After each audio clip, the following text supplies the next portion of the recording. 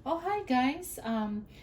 This is Annabelle again here at sa kusina, Mamshi ng kusina sa Amerika. And today, magluluto po tayo ng isa sa mga paborito natin. Ito yung Bicol Express at ito po yung version ko ng pagluluto ng Bicol Express.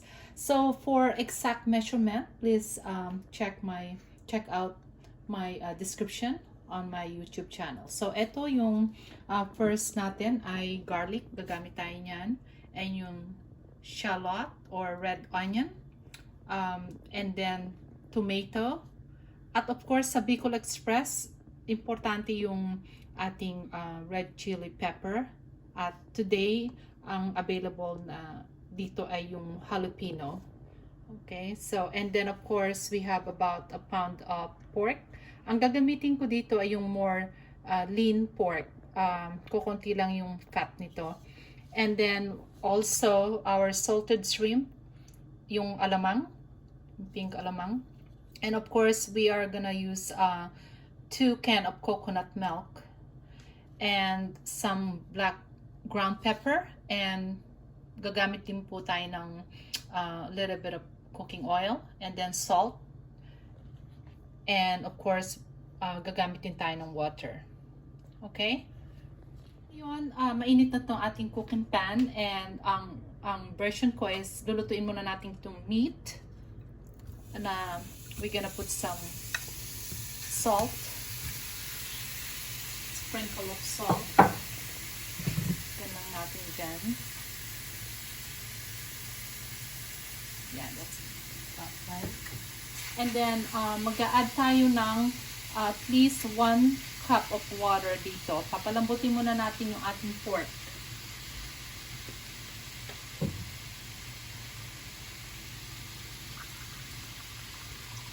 Kasi lean pork to, mas more meat than fat. Kaya kailangan malambot yung ano natin, meat. Medyo matagal maluto to kaysa pork belly. So yeah, let's boil this at lutuin natin. Teka, lagyan natin ng ng pepper, konting pepper, ground black pepper. Yan. Para may konting, meron na siyang taste. Okay? So i-boil lang natin to. And I'll show you guys next. Alright, so here we go. After 25 minutes, pinalambot natin yung ating pork. Ito, nagmamantika na. So, i-flip lang natin ganito. Pinag-brown na rin siya. Maganda to kasi we're not gonna need, sorry, timer. Tinanim ko siya ng 25 minutes. So, maganda yung ganito nagmamantika. So then, we don't need to put a lot of cooking oil. So ngayon, lagyan natin ng konting cooking oil lang. So we can add yung garlic dito sa center. Dito na rin natin lutuin itong garlic. And then let's turn the, yan. Dito natin i-brown yung garlic sa center. Ganyan lang natin. Kita nyo yung pork.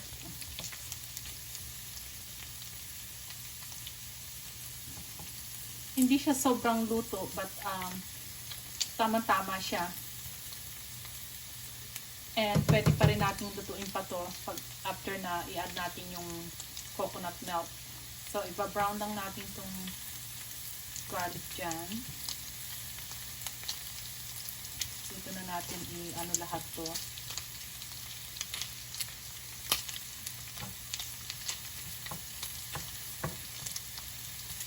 At the same time, naluluto rin yung pork.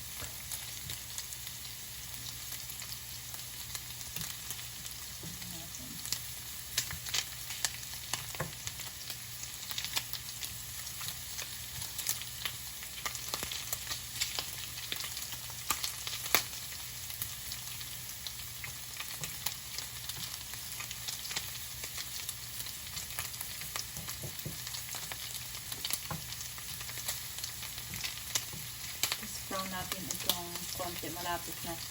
Almost brown. And then, pwede natin i-add itong shallot o yung red onion. Yan.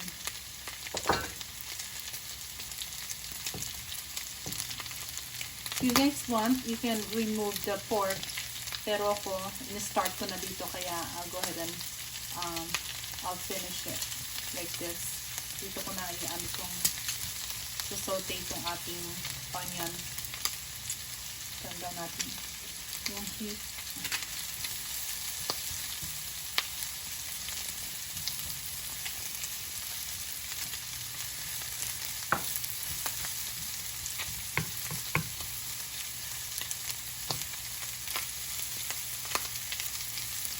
Total, malaki naman itong space natin sa cooking pan. So like I said, if you guys want, you can remove the meat and just saute the garlic, onion, and the tomato by itself. Pero, ito nga, ni-start ko na dito. So,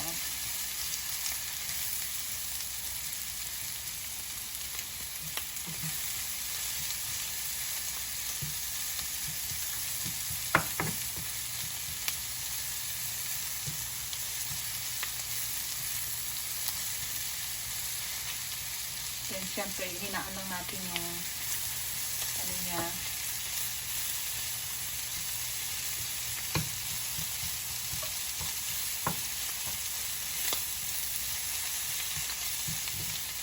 So, okay na sa akin to. And then, we can add itong tomato. Pwede natin ilagay dyan. At, pwede na natin i-mix lahat ito. Kasi may time pa tayong maluto rin yung tomato natin. So, this is all good.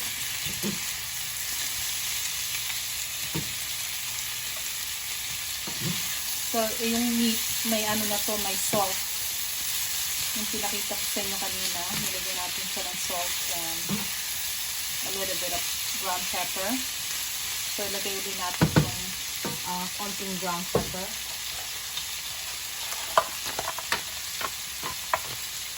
Lang. So, a total of half teaspoon of ground pepper na yun. So, i-saute natin ng ganito.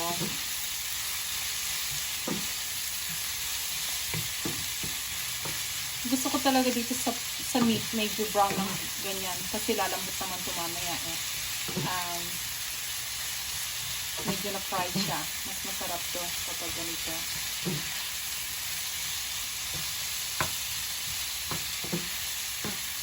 Tapos pwede na natin i-add yung ating first gata or coconut milk. 2 cans yung gagamitin natin. We can add 1 can first.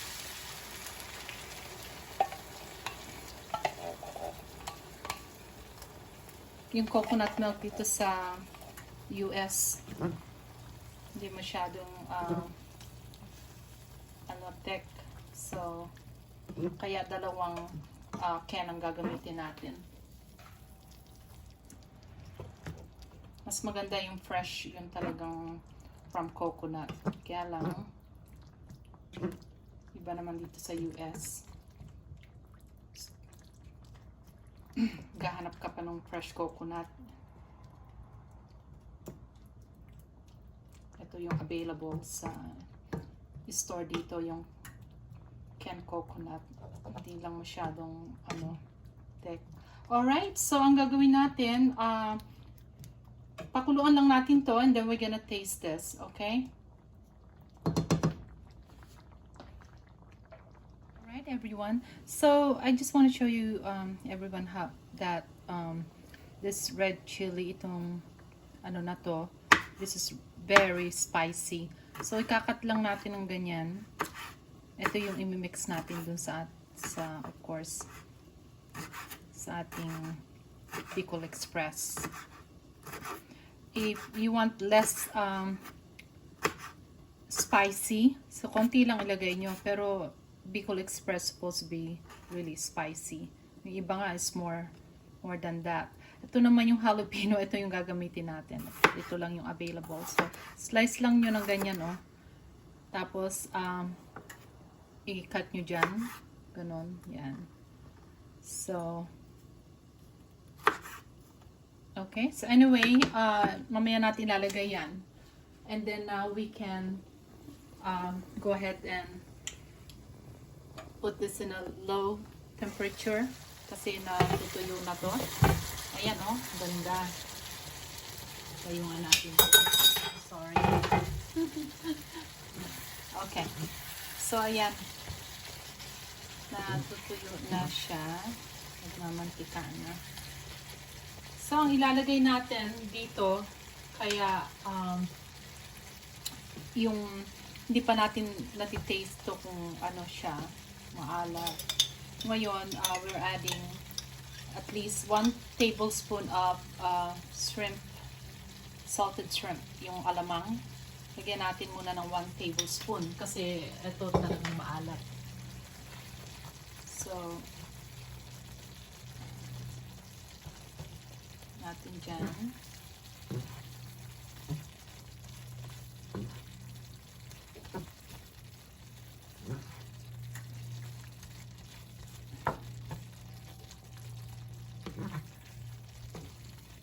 Yung 1 tablespoon is good for now, okay? Tikman natin yan. And then, we can add yung chili pepper, red pepper. Ayan. Ako, sarap nito. Pwede na rin tong jalapeño.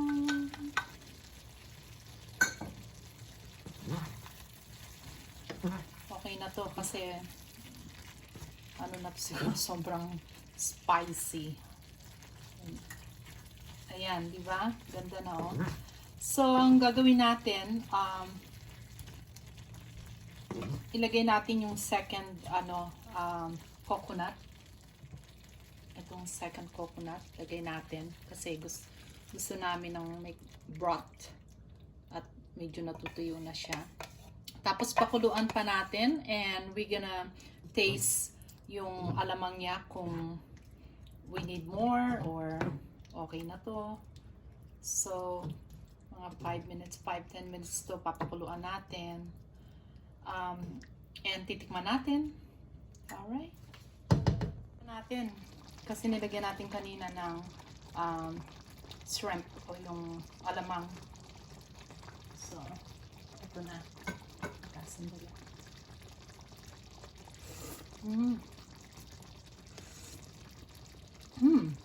Anghang. Sarap. Yun naman talaga ang Bicol Express. It's supposed to be hot, spicy. Alright, kumuha ako ng spoon, guys. So, ito, taste natin, like I said, tamang-tama na yung ano niya, yung alat. Yung alamang, okay na yon. So, if you want more, you guys can add more. Pero sa akin, 1 tablespoon lang for 1 pound of pork. My God. Yeah. It's nice. It's hot and spicy. So, eto na. Lagay natin dito. Meron na akong rice na ready. We're still cooking some rice. So, yun yung rice na leftover. But, I can't wait to have this. Then, kakain ulit ako mamaya. Ayan nyo, oh. Yung chili pepper. Alright. So, eto na yung meron tayong intent ko mag-save. So, pang ano lang yan. Garnish. Gusto pa nyo ng additional spicy. Ay, ka ba? Yan. Okay. So, try natin ang ating Bicol Express. Ang sarap nito. Last time na nagluto ako nito, last month pa yata. 2 months pa. Hindi pa stay home. Stay home. Cook more. Tignan natin.